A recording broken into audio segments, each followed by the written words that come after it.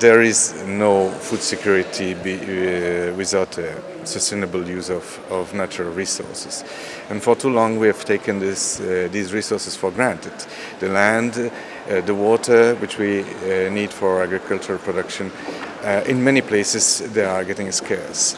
And the way we manage these resources is really a problem in many places. There is a degradation of resources, there is pollution, there is erosion, loss of soil fertility, there is overuse of groundwater, overexploitation of river water, loss of biodiversity.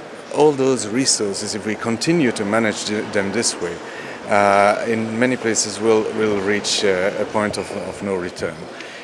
In our recent report, the state of land and water resources for food and agriculture, we have mapped those systems, which we call the systems at risk of land and water degradation. And there is an increasing number of places where if we don't change the way we do business, we are going to be in great difficulties. One of the answers to this problem is a much better integration between the policies in terms of food security, land, water, energy, because we cannot continue to address these questions separately. Typically, for instance, the way you manage land resources in a river basin will affect the quality of water, and the same way that the way you extract water in a river will affect land users downstream. A typical example of a fragile system or system at risk are the deltas, which get under the influence of land use and water use upstream in the river, but also the impact of sea level rise due to climate change, for instance. So there are a series of very fragile system or system at risk where we really need to change the way we do agriculture. And I think many people will agree that we are faced with a huge challenge in that in the years to come we will have to simultaneously meet huge increases in the needs for food. FAO says about 60% by 2050, but also in terms of water and energy. And it's similar proportions in terms of increases in energy, for example, by 2050. About 50 or 60% more. Now, we've looked at what does this mean for the whole agri-food chain and also for small-scale farming systems. And if you think that in terms of increase in food production, again, FAO says that most of this increase will have to come from increase in productivity. Now, the conventional way of increasing productivity has been, kind of relying more on increasing the use of external inputs.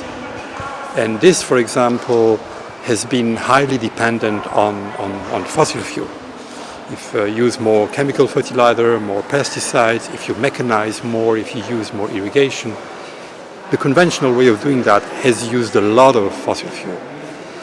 This hasn't been a problem so far, because we had cheap oil and we didn't have climate change. But now we need to think a bit differently, because we have climate change, but also, the fossil fuel, the costs of fossil fuels are high and they will remain high. This means that inputs in the agri-food chain are going to be high because they rely a lot on fossil fuel. Now, what we are developing now is what we call a program where we say we need to become more energy smart in the agri-food chain for people, but also for climate. And this means, for example, becoming more energy efficient in the agri-food chain. And FAO, for example, has done some work in irrigation on how to become more efficient in irrigation.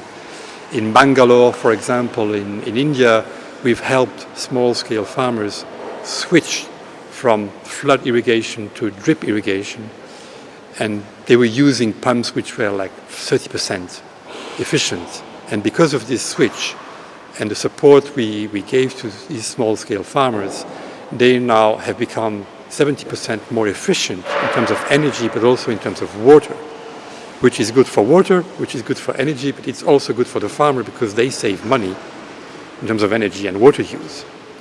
Now, another area where we need to really be more efficient concerns the energy that is losses which are associated with food losses.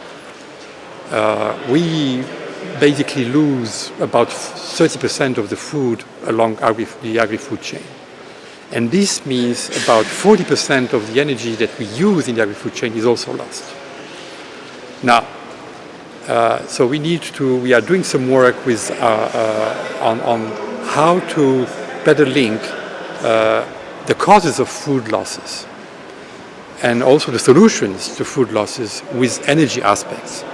Because very often it has to do with the fact that you don't have access to energy, so you cannot store, you cannot process your products properly, and also they are stuck when you want to bring them to the market. The fuel costs a lot of money, so you may not be able to transport.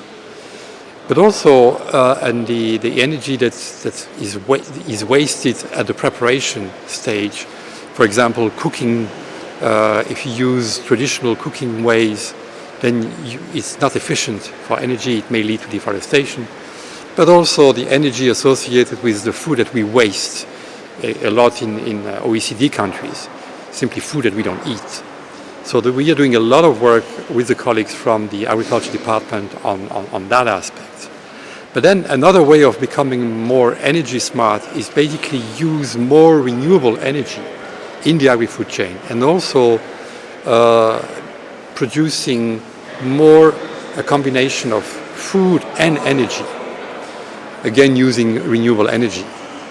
And in that respect, we have been doing a lot of work on sustainable bioenergy, where we propose kind of a sustainable bioenergy support package, which has tools that help to assess the situation, but also a compilation of good practices so that people can already use that, investors and governments.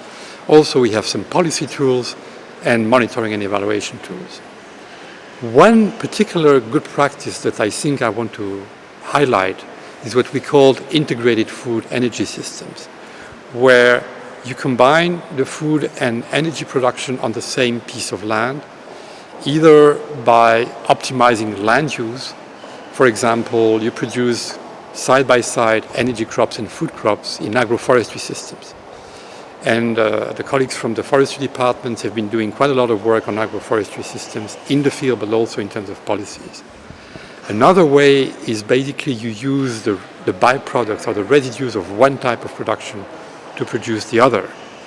And one example concerns biogas, where you use the manure from the animals to produce biogas, and as a byproduct of biogas, you have liquid fertilizer that you can again apply to the fields. And FAO has been helping small-scale farmers in the Altiplano of Bolivia concerning some small-scale biogas systems, which have basically allowed a 50% increase in potato production by using this kind of organic fertilizer instead of chemical fertilizer.